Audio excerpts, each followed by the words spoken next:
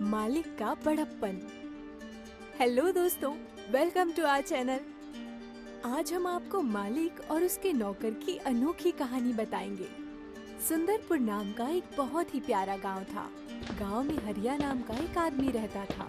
हरिया की 2 बेटियां थी, मीनल और सोनल। हरिया हमेशा अपनी पत्नी आशा से दोनों बेटियों की शादी एक साथ करने के लिए कहता था, लेकिन उसकी गरीबी हमेशा उसे ऐसा करने से रोक देती थी। हरिया एक सेठ के यहाँ साफ सफाई करने का काम करता था। वो रोज सेठ के यहाँ जाता, झाड़ू पोछा करता। सेठ भी उससे बहुत खुश थे, लेकिन सेठानी हमेशा हरिया को देखते ही जल भुन जाती थी। एक दिन हरिया सेठ के जूते साफ कर रहा था, तभी सेठानी कहती है, ओए हरिया, तू इनके जूते सही साफ नहीं कर रहा है। जरा सी भी मिट्टी लगी रह गई तो समझ उनके दामन में मिट्टी लगी रह गई, इसलिए थोड़ा सही से साफ करो। ठीक है मालकिन, मैं सही से कर देता हूँ। वो सेठ जी के जूते अपने सर के गमछे से साफ करने लगता है। तभी वो सेठ आकर हरिया से कहते हैं, अरे हरिया, जूते साफ करने के लिए अपने सर का गमछा क्यों उतार दिया तुमने? तुम कोई और कपड़ा ले लेते। नहीं सेठ जी, मैं चाहता हूँ पूरे गांव में मेरे सेठ की शान है, उसमें एक भी दाग न रह जाए, इसलिए मैंने अपने गमछे से साफ कर दिया। सेठ जी को हरिया की अदा भा जाती है। वो अपने गले से एक माला उतार कर खुशी से देने लगते हैं। तभी सेठानी उन्हें रोक कर कहती है, अरे रुकिए रुकिए, कहाँ सब लुटाए जा रहे हैं भिखारियों में? ये सब इनको देने की कोई जरूरत नहीं। हम 2 वक्त की रोटी और थोड़ा धन इसे दे रहे हैं, वो इसके लिए काफी है। ज्यादा देने से इसके मन में लालच आ जाएगा और ये फिर चोरी चकारी करने लगेगा घर में। सेठानी की बात सुनकर हरिया को दुख तो होता है, लेकिन वो ईश्वर का नाम लेकर अपने काम में लग जाता है। सेठ जी अपनी पत्नी से कहते हैं, अरे भाग्यवान, सबके सामने अपने से किसी छोटे और निर्बल की कभी बेइज्जती नहीं करते। अगर मैं खुश होकर कुछ दे रहा था तो उसमें हमारा कुछ नहीं जाता, बल्कि गरीबों में दान देने से बढ़ता ही है। सेठानी उनकी बात नहीं मानती और मुंह बनाकर वहाँ से निकल जाती है। हरिया भी अपने काम को बखूबी करता था। वो सेठ जी के लिए समय पर खाना ले जाता और समय पर उन्हें दवाई देता, और कभी कभी उनके कपड़े भी खुद ही धोने लगता।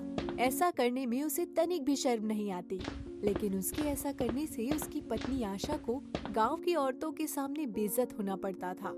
एक दिन आशा गांव में कुएं से पानी भर रही थी।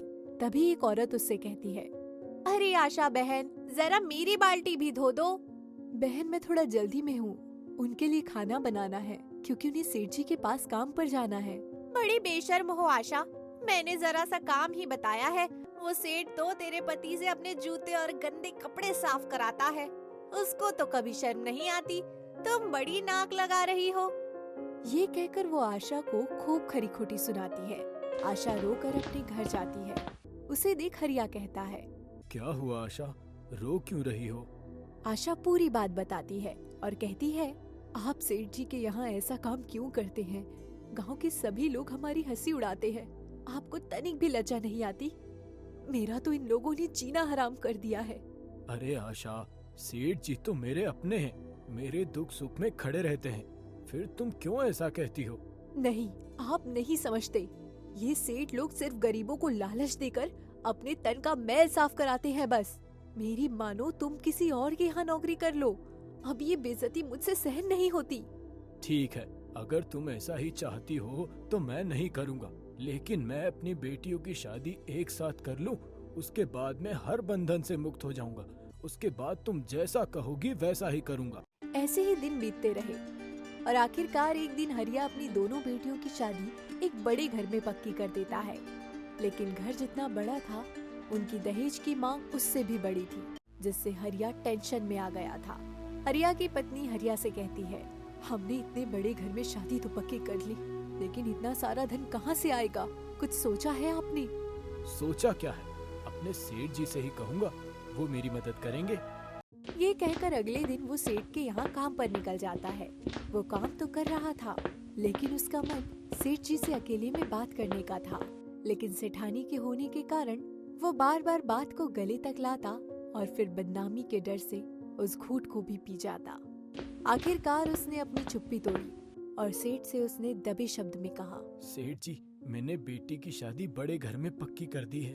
अरे वाह, ये तो बहुत खुशी की बात है हरिया। कहो, मैं क्या कर सकता हूँ? सेठ जी, उन्होंने बहुत दहेज की मांग की है। अगर आप थोड़ा हाथ रख देते तो मेरी बेटी को अच्छा घर मिल जाता। बस इतनी सी बात। अरे वो मेरी भी बेटियां हैं और अपनी बेटियों की शादी की तैयारियां करो। सेठ के भरोसे पर हरिया निश्चिंत हो जाता है और एक दिन शादी का दिन आ ही जाता है। हरिया सेठ के इंतजार में बैठा था कि कब सेठ आए और कब वो दहेज के पैसे दे।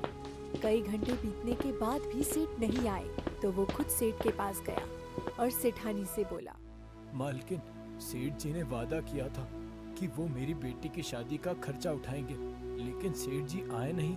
बारात भी आने वाली है। तू पागल है हरिया, साहब ने तेरा दिल रखने के लिए कहा था। देख, साहब भी घर में नहीं है। वो जानते थे तू यहाँ आएगा, इसलिए वो चले गए हैं। हरिया को ये सुनकर धक्का लग जाता है। वो रोते हुए वहाँ से निकल जाता है और रास्ते में एक कार से उसकी टक्कर हो जाती है, जिससे वो बुरी तरह घायल होकर गिर जाता है। कुछ लोग उसे हॉस्पिटल लेकर जाते हैं। हरिया के घर वालों को ये खबर पता चलते ही उसकी पत्नी हरिया को देखने के लिए जल्द ही हॉस्पिटल आती है और हरिया उसे देखकर कहता है, तुम सही कहती थी, सेठ कभी किसी गरीब का नहीं होता। आज ये साबित हो गया। मेरी बेटियों की शादी अब कैसे होगी? बारात तो लौट गई होगी। ये कहकर हरिया फूट फूट कर रोने लगता है। तभी उसकी पत्नी कहती है, नहीं, सेठ जी तो देवता है। जैसे ही उनको तुम्हारे एक्सीडेंट की खबर लगी, वो फौरन सबसे पहले घर आए और उन्होंने ही एक पिता की तरह बेटियों का कन्यादान किया और पूरे विधि विधान से शादी कराई और एक पिता के फर्ज को निभाया। मैं जैसा हमेशा उनके बारे में कहती थी, आज उनका ये रूप देखकर सारी गांव वालों की आंखों में आंसू थे और सभी कह रहे थे, हरिया ने ही सच्ची दौलत कमाई है, जो एक सेठ से अपनी बेटी का कन्यादान कराया। इतने में सेठ भी आ जाते हैं और हरिया से कहते हैं, मुझे माफ कर देना हरिया, मैं शादी में लेट पहुंच पाया क्योंकि पैसों को लाने शहर गया था, लेकिन रास्ते में पता चला कि तुम्हारा एक्सीडेंट हो गया तो सीधा घर ही चला गया। और मैं अपनी पत्नी की तरफ से भी माफी मांगता हूँ कि उसने तुमसे उल्टा सीधा कहा।